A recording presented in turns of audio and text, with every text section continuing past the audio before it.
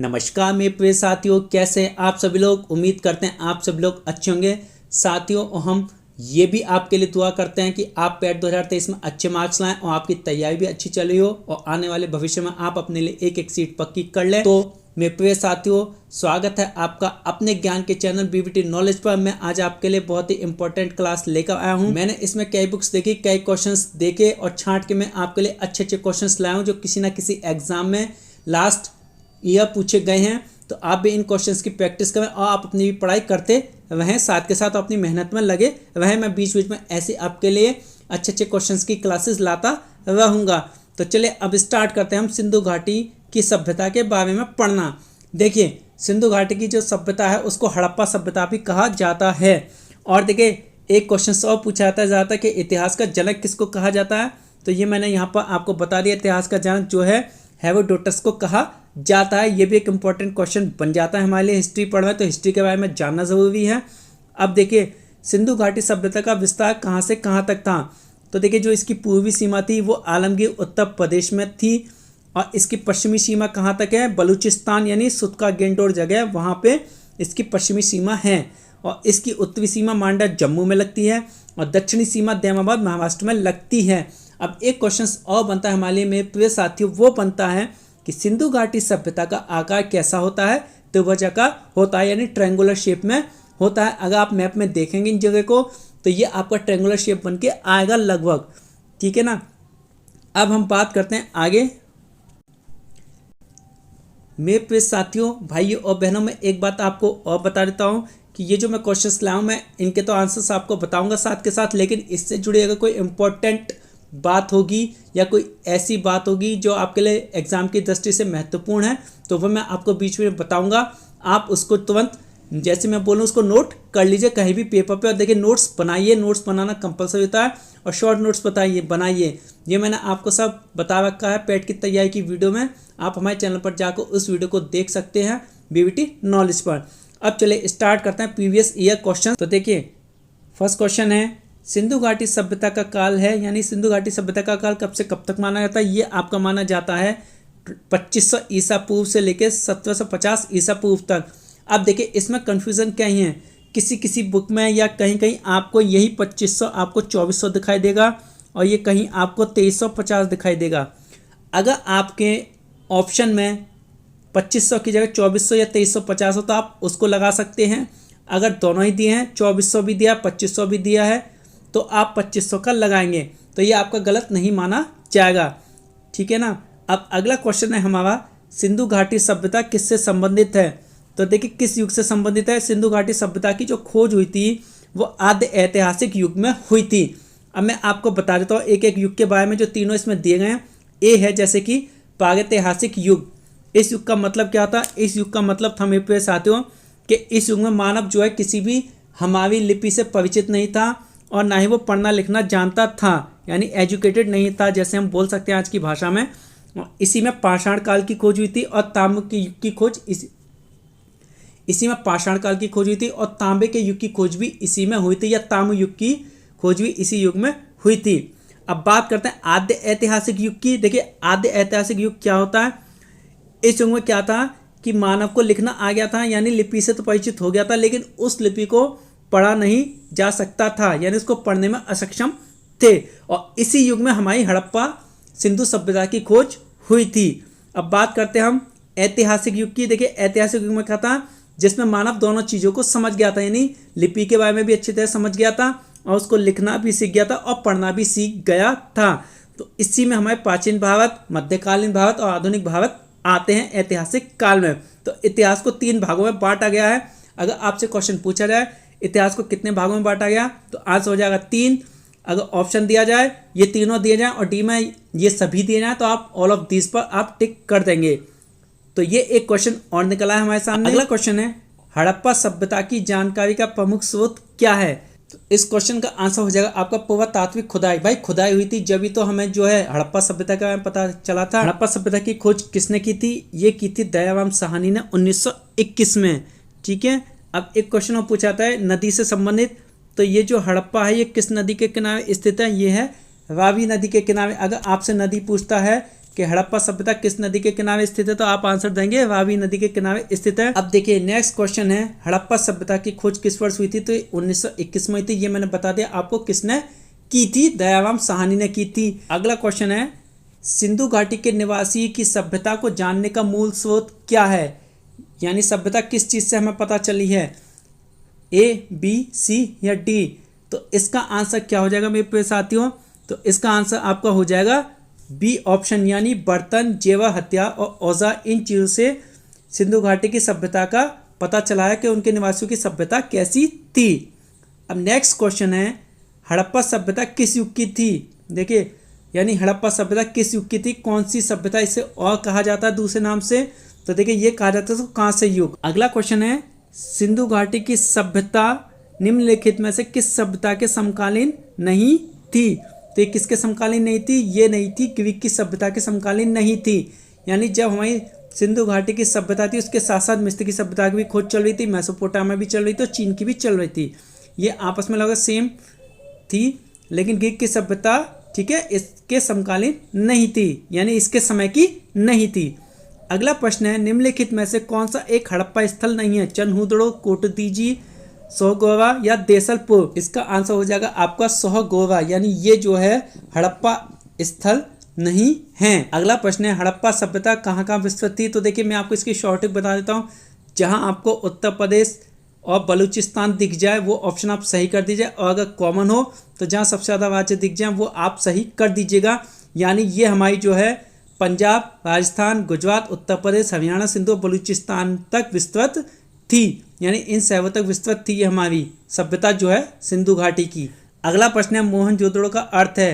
देखिए ये बहुत इंपॉर्टेंट क्वेश्चन है, ये कई बार एग्जाम में पूछा जा चुका है। मोहनजोदड़ो का अर्थ है, चाहे वो एसएससी हो, रेलवे का हो, अदर डिपार्टमेंट का, यूपी पीसीएस तक में ये पूछा गया, आईएएस तक में ये पूछा गया है। तो मोहनजोदड़ो का अर्थ है मृतकों का टीला। आप आंख बंद करके इस आंसर को सही कर दीजिएगा। अब देखिए कभी कभी इसका आंसर हमें इंग्लिश को ही हिंदी में प्रोनाउंसिएशन करके दे देते हैं, जैसे इसका इंग्लिश में मीनिंग होता है माउंट ऑफ द डेड, इसी को आपको हिंदी में कन्वर्ट करके दे देते हैं, mount of the dead Hindi में ही लिख देते हैं। अगर ये लिखा है तो इसको आंख बंद करके आप सही कर दीजिए, और अगर हिंदी में आता है तो आप मृतकों का टीला पर ही टिक कर दीजिए। अभी 2-3 बार ये किसी परीक्षा में माउंट ऑफ द डेड ही हिंदी में दिया गया है। अगला प्रश्न है, मोहनजोदड़ो निम्नलिखित में से कहाँ स्थित है, तो साथियों मोहनजोदड़ो जो है वो स्थित है पाकिस्तान के सिंध प्रांत में। देखिए अगला प्रश्न है, मोहनजोदड़ो का सबसे बड़ा भवन कौन सा है, तो इसका सबसे बड़ा भवन जो है वो है अन्ना गांव है, जो वहाँ पे अन्न का गांव है वो है इसमें। अगला प्रश्न है, सिंधु घाटी सभ्यता के निम्नलिखित में से कौन सा स्थान सिंधु नदी के किनारे पर स्थित था, तो मेरे प्रिय साथियों इसका आंसर हो जाएगा मोहनजोदड़ो।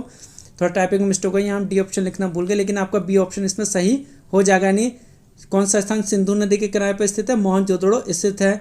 डी में कुछ भी आया उससे आपको कोई मतलब नहीं है, बस आपको मोहनजोदड़ो लर्न रखना है। अगला प्रश्न है हमारा, सिंधु घाटी सभ्यता में कालीबंगा निम्नलिखित में से किसके लिए प्रसिद्ध है, तो ये प्रसिद्ध है मिट्टी के पात्र के लिए, ठीक है ना। तो ये आप इस पर टिक लगा देंगे, सही बिल्कुल। अब देखिए अगला प्रश्न है, धौलावीरा किस राज्य में स्थित है, गुजरात, हरियाणा, पंजाब या राजस्थान। इसका आपका आंसर हो जाएगा गुजरात में ये स्थित है धौलावीरा हमारा जो है। अगला प्रश्न है, हड़प्पा काल का इनमें से कौन सा नगर 3 भागों में विभाजित था, लोथल, मोहनजोदड़ो, कालीबंगा या धौलावीरा। तो इसका आंसर क्या हो जाएगा, धौलावीरा। देखिए ये भी मेरे प्रिय साथी बहुत अच्छा क्वेश्चन है, ये भी कई बार रिपीट हो चुका है, बहुत सारी परीक्षाओं में पूछा जा चुका है ये प्रश्न। तो इस क्वेश्चन को भी आप याद रखें।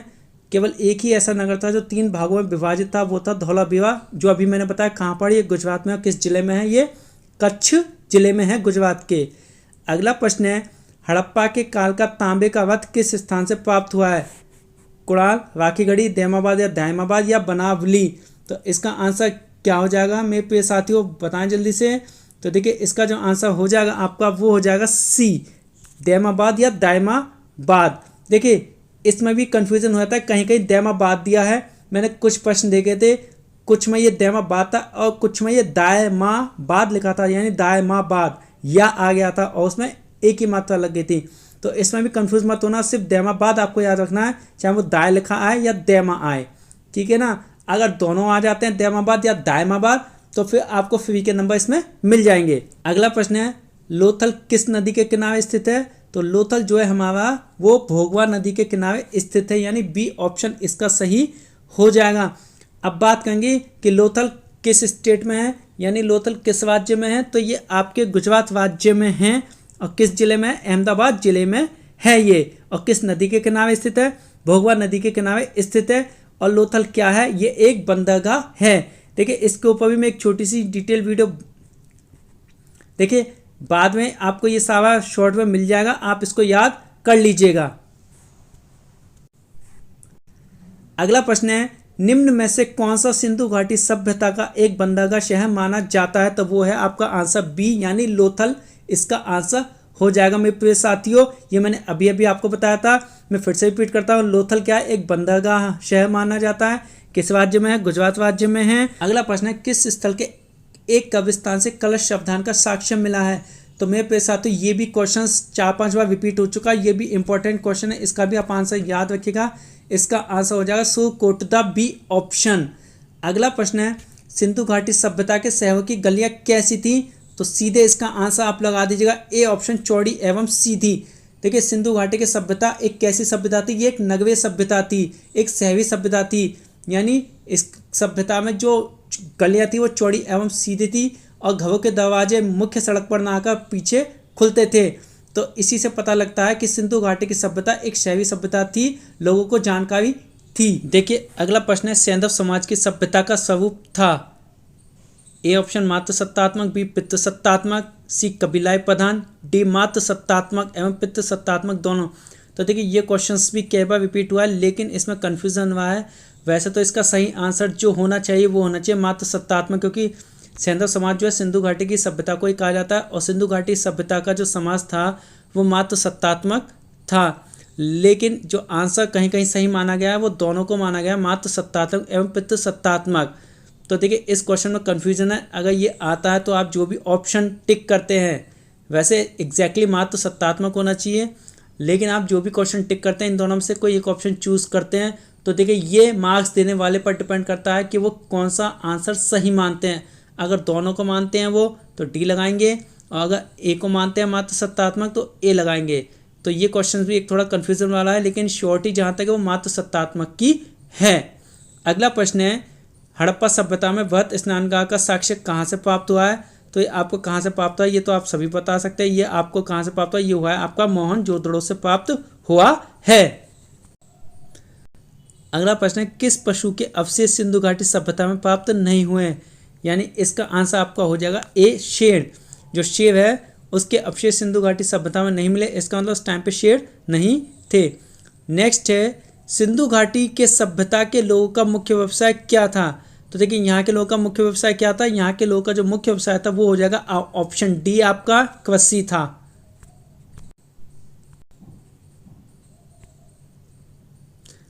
अगला प्रश्न है, हड़प्पावासी किस वस्तु के उत्पादन में प्रथम थे, तो वे लोग किस में थे, ऑप्शन सी यानी कपास के उत्पादन में प्रथम थे। कपास की उनको जानकारी बहुत अच्छी थी। अगला प्रश्न है, हड़प्पा कालीन स्थलों से अभी तक किस धातु की प्राप्ति नहीं हुई है, ये भी एक बहुत अच्छा इंपॉर्टेंट क्वेश्चन है, ये भी आपका कई बार रिपीट हो चुका है, 5-6 बार क्वेश्चन अब तक। तो इसका आंसर हो जाएगा लोहा, यानी हड़प्पा कालीन स्थल से अभी तक लोहे की खोज नहीं हुई पाई थी। अगला प्रश्न है, सिंधु घाटी के लोग पूजा करते थे, यानी किस भगवान की पूजा करते थे, तो देखिए इसका आंसर है पशुपति। वैसे तो सिंधु घाटी के लोग जो है वो जो है मात्र देवी की उपासना का प्रमुख स्थान था, लेकिन ज़्यादातर पशुपति माना गया, क्योंकि पशुपति के मूर्ति पर जो चिन्ह मिले हैं वो पशुपति के जैसे मिले हैं, तो पशुपति को पूजनीय माना गया, तो इसमें पशुपति की पूजा करते थे। अब अगला प्रश्न है, सिंधु घाटी सभ्यता की लिपि कौन सी है, तो देखिए सिंधु घाटी सभ्यता कौन से युग में आती है, अभी मैंने आपको बताया था आद्य ऐतिहासिक युग में आती है। और आद्य ऐतिहासिक युग में क्या हुआ था, यानी मानव ने जो है इसमें लिपि जो है इसकी अज्ञात लिपि तो लिखी गई थी, लेकिन उसको पढ़ना असंभव था, इम्पॉसिबल था, तो इसलिए इसकी अज्ञात लिपि मानी जाती है। अगला प्रश्न है आपका कि किस हड़प्पाकालीन स्थल से नृत्य मुद्रावली स्त्री की कांस्य की मूर्ति प्राप्त हुई है, यानी कांस्य की मूर्ति प्राप्त हुई है, वो किसके, वो एक नृत्य करती हुई स्त्री की है, तो वो कालीबंगा, मोहनजोदड़ो, हड़प्पा बनावली किससे मिली है आपको, तो इसका आंसर क्या हो जाएगा आपका, यानी ऑप्शन इसका आपका ए हो जाएगा, मोहनजोदड़ो से ये आपको मिली है। अगला प्रश्न है, मणिपट्टिका पर उत्कीर्ण सिंह युक्त देवता की कृति प्राप्त हुई है, कहाँ से हुई है सिंह युक्त देवता की कृति, ये जो आपकी हुई है ये हुई है, ये आपकी हुई कालीबंगा से। अगला प्रश्न है कि निम्नलिखित में से किस पशु का अंकन हड़प्पा संस्कृति की मोहर पर नहीं मिला है? तो किसका नहीं मिला? घोड़े का नहीं मिला है। अगला प्रश्न है सर्वाधिक संख्या में मनके का निर्माण किससे है? यानी इसका मतलब क्या है? मनके के निर्माण से मतलब क्या है? यानी पकी हुई मिट्टी टेराकोटा से। देखिए मेरे प्रिय साथियों, ये प्रश्न भी बहुत इंपॉर्टेंट है। ये कई बार नहीं बल्कि 8 से 10 बार रिपीट हो चुका है ये क्वेश्चन। देखिए जो क्वेश्चन रिपीट हो चुके हैं बाबा, मैं उसके आगे इंपॉर्टेंट लिखवाऊँ क्योंकि वो ज़्यादातर रिपीट हुए हैं और हो सकता है आगे भी हो सकते हैं। तो इन क्वेश्चंस को आप अच्छे से देखिए और समझिए। अगला प्रश्न है हड़प्पा संस्कृति के स्थल एवं उनकी स्थिति संबंधी निम्नलिखित युगों में से कौन सा एक सही सुमेलित नहीं है? यानी आपको इसमें गलत बताना है। आलमगीर उत्तर प्रदेश में हमारा ये भी सही है, बनावली हरियाणा में है ये भी सही है, दायमाबाद जो है महाराष्ट्र में ये भी सही है, वाकीगढ़ी राजस्थान में है। तो ये हमारा ऑप्शन हो जाएगा सही, यानी वाकीगढ़ी राजस्थान में नहीं है, ये आपका हरियाणा में ही पड़ता है। देखिए अगला प्रश्न है आपका सुमेलित कीजिए। आपको एक तरफ स्थल यानी जगह दे रखी है, एक तरफ खोजकर्ता जो उन्होंने खोज की है वो दे रखे है, आपको मैच करना है। अब देखिए हड़प्पा है, हड़प्पा की खोज किसने की थी? देखिए आप जो है इसको दयाराम साहनी से कर सकते हैं, यानी ए का ऑप्शन क्या हो जाएगा? ये आपका थर्ड हो जाएगा। बी आपको देखा मोहनजोदड़ो, और मोहनजोदड़ो की किसने की थी? रखालदास बनर्जी ने की थी, तो मोहनजोदड़ो का एक हो जाएगा। अब आप ये देख सकते हैं कि 3-1 किस में आवा, बाकी आगे आपको देखने की नीड नहीं है। तो 3-1 हमारा ऑप्शन ए में आवा, तो इसलिए हमारा ऑप्शन ए सही हो जाएगा। अगर 3-1 कॉमन होता तो हम फिर सी को भी चेक करते कि चंद्रदड़ो की किसने की थी, तब हमारा आंसर मैच कर जाता। तो देखिए जहाँ 2 ऑप्शन से ही आपका काम चल जाए और कभी कभी एक ऑप्शन से भी चल जाता है मैचिंग वाले में, तो आप आगे मत देखिएगा, ठीक है ना। वहीं आप सही टिक ऑप्शन कर दीजिए जो भी हो। अब देखिए अगला प्रश्न है आपका सूची 1 में आपको जगह दे रखी है, सूची 2 में जहाँ से जो चीज़ मिली है वो दे रखी है, इनको आपको मैच करना है। देखिए इन क्वेश्चंस को मैचिंग वालों को करने की एक ट्रिक सबसे बड़ी आती है, जो ऑप्शन आपको आता है कोई 2 ऑप्शन पकड़ लीजिए और उनसे आंसर मैच कर दीजिए और उन्हीं के जो भी ऑप्शन में वो हों उनको टिक कर दीजिए। जैसे मैं बात करता हूँ हड़प्पा, तो हड़प्पा से हमें क्या मिला है? हड़प्पा से हमें मिला है शवधान R37 हमको मिला है, तो हड़प्पा का आंसर 1 हो जाएगा। अब देखिए जैसे मुझे लोथल का नहीं पता, कालीबंगा का नहीं पता, लेकिन मोहनजोदड़ो का पता है। मोहनजोदड़ो से हमें क्या मिली है? नर्तकी की मूर्ति जो कांसे की डांस करती हुई मिली है, तो यानी ए का आंसर 1 है, हमारा डी का आंसर 3 है। तो अब आप ये देख लीजिए ए का फर्स्ट कहाँ है और डी का थर्ड किस ऑप्शन में है, तो ये आपका डी ऑप्शन में है, बाकी आपको मैच करने की नीड नहीं है। तो इस तरीके से आप कर सकते हैं, लेकिन फिर भी आपको अगर चावा मैच करने हैं तो आप मैच कर सकते हैं। लोथल से जो भी मिला है आपका, लोथल से आपका सेकंड हो जाएगा और कालीबंगा से आपको जुता हुआ खेत मिला है, इसका आंसर 4 हो जाएगा, यानी 1 2 4 3 इसका सही ऑप्शन मैचिंग हो जाएगा और ऑप्शन डी हो जाएगा। अगला प्रश्न है फिर से मैचिंग का है, ये आपको स्थल दे रखे और किस स्थान में है इससे आपको मैच करना है। तो देखिए लोथल है, लोथल आपका कहाँ है? मैंने आपको क्या बताया, ऐसे क्वेश्चंस को सॉल्व करने की ट्रिक, जो आपको 1-2 ऑप्शन आते हैं उन्हें आप मैच कर लीजिए। लोथल देखिए आपका गुजरात में पड़ता है, तो ए का आपका 4th हो जाएगा। अब आप ये देख लीजिए 4th ऑप्शन किस किस में है, यानी 4th ऑप्शन किस किस ऑप्शन में है, यानी बी और डी में है। और देखिए बी ऑप्शन इससे हमें पता लग गया बी में कॉमन 3 है, यानी बी का आंसर 3rd हो जाएगा, वो ऊपर का यानी पंजाब हो जाएगा। अब देखिए सी में हमें कन्फ्यूजन है, 2-1 और 1-2 दिया है डी ऑप्शन में। अब देखिए सी हमारा क्या? बनावली। देखिए बनावली जो हमारा पड़ेगा वो हरियाणा में पड़ेगा। अब आपको 4th ऑप्शन मैच करने की नीड नहीं है, यानी 4 3 2 1 इसका आंसर आपका हो जाएगा, यानी इसका ऑप्शन आपका बी सही हो जाएगा। तो प्रिय साथियों ये थे कुछ इंपॉर्टेंट क्वेश्चंस हमारे सिंधु घाटी सभ्यता से रिलेटेड, और आप अपनी तैयारी जारी कि हम बीच बीच में ऐसे टेस्ट सीरीज लाते रहेंगे और उससे रिलेटेड कोई इंपॉर्टेंट आपका पॉइंट होगा वो भी हम आपको बताते रहेंगे इसी वीडियो में क्वेश्चन के साथ साथ और आने वाली वीडियो में भी। तो कैसा लगा ये वीडियो हमें कमेंट ज़रूर करिएगा। अगर वीडियो पसंद आई हो तो वीडियो को लाइक कर दीजिए, चैनल को सब्सक्राइब कर दीजिए और बेल आइकन को भी प्रेस कर दीजिए, जिससे आपको नए नोटिफिकेशन समय समय पर मिलते रहें। और इस वीडियो को आगे भी शेयर कर दीजिए उन साथियों तक जो तैयारी नहीं कर पाते हैं, लेकिन हमारी वीडियो के माध्यम से उनकी प्रैक्टिस भी अच्छी हो जाएगी और तैयारी भी अच्छी हो जाएगी। और हमारे टेलीग्राम चैनल से ज़रूर जुड़ें। जैसे आप टेलीग्राम पर सर्च करते हैं बीवीटी नॉलेज, तो इस तरह का इंटरफेस आपको दिखाई देगा, आप इस पर क्लिक करके उस पर ज्वाइन कर सकते हैं, वहाँ हम अपडेट डालते रहते हैं। और देखिए इन क्वेश्चंस की PDF भी आपको जो है हमारे टेलीग्राम चैनल पर प्रोवाइड करवा दी जाएगी, वहाँ से आप इसे डाउनलोड कर सकते हैं और अपनी प्रैक्टिस भी और अच्छी कर सकते हैं। तो अब मैं ख़त्म करता हूँ अपनी आज की वीडियो में। नेक्स्ट क्लास या वीडियो के साथ या प्रैक्टिस क्वेश्चंस के साथ जल्द ही मिलूँगा। तब तक के लिए आपका दिन शुभ हो। नमस्कार।